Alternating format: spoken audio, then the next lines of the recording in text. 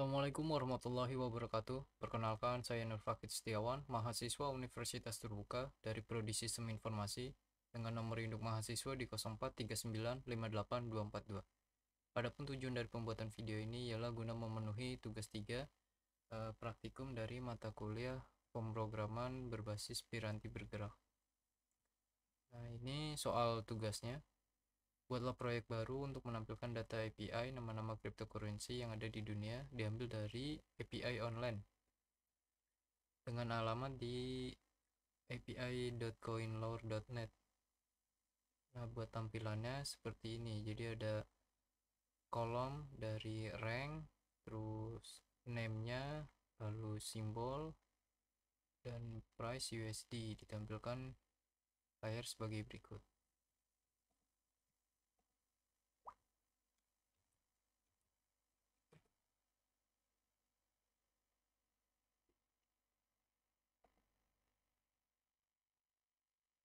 Nah, ini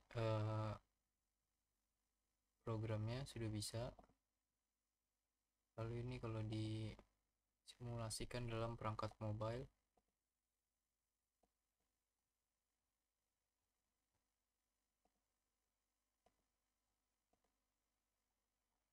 Nah, yang selanjutnya adalah kita bahas dari susunan source code-nya. Di sini saya mulai dari bagian script dulu. Script di sini yang terdapat dua impor. Impor yang pertama itu impor ref dari view. Ini digunakan untuk memuat data reaktif, data yang jadi dia bisa ada isinya, terus isinya bisa bertambah, bisa berkurang, atau bahkan tidak ada isinya sama sekali. Nah, impor yang selanjutnya adalah impor untuk template dari webnya ini sih, karena kan dia pakai Ionic Page. Nah, selanjutnya di sini ada dua variabel, variabel cryptolist dan variabel error message. Variabel cryptolist ini dipakai untuk memuat data yang diambil dari API tadi, diletakkan dalam bentuk array.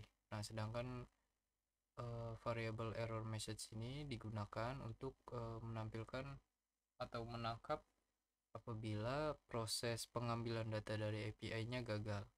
Jadi gagalnya bisa gagal karena misal linknya salah ataupun tidak ada koneksi. Nah, selanjutnya di sini ada variabel get data. Nah, variabel get data di sini ada yang pertama error message value.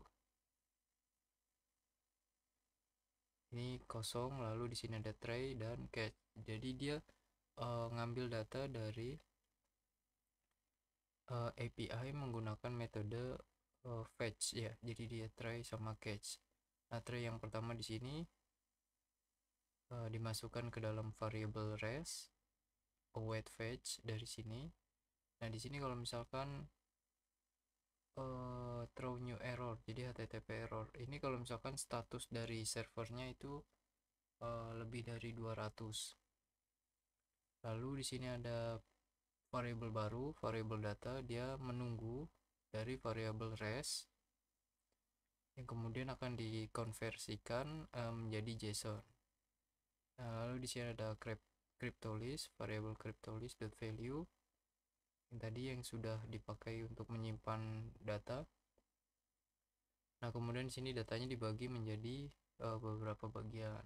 Sini 7, jadi dia hanya menampilkan 7 saja. Seperti ini. Lalu di sini ada catch-nya. Nah, ini kalau misalkan gagal memuat data, dia akan dimasukkan ke variable error message. Jadi gagal memuat data, silahkan coba lagi. Nah, kalau yang bagian template-nya ini di sini ada on click get data refresh. Jadi ada apa ya, V4. Jadi kalau misalkan refresh ini kita ada action button klik, dia akan menjalankan tadi fungsi dari get data. Kemudian di sini ada item in crypto list, item ID, lalu di sini kelas crypto card. Nah, dia nanti kelasnya itu yang diberikan style.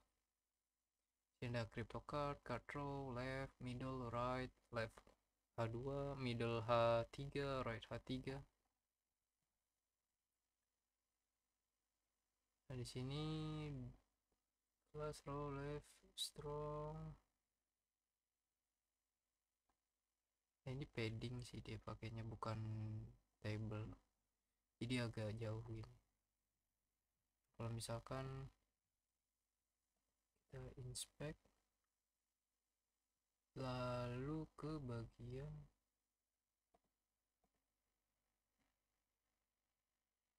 network, nah ini status ini yang tadi 200 fetch, jadi dia muncul. Kalau ditarik 200.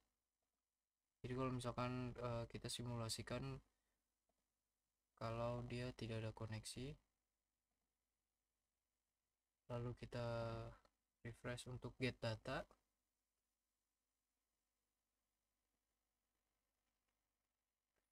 muncul pesan error gagal membuat data, silahkan coba lagi. Nah, kalau kita kembalikan koneksinya,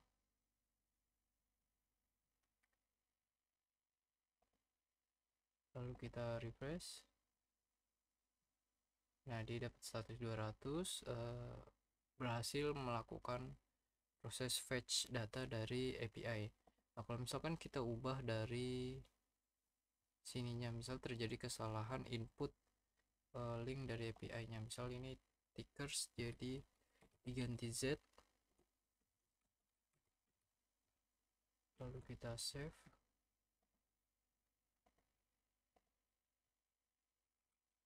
coba refresh.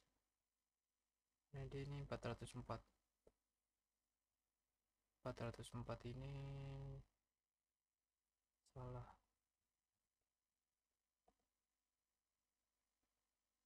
gagal membuat data,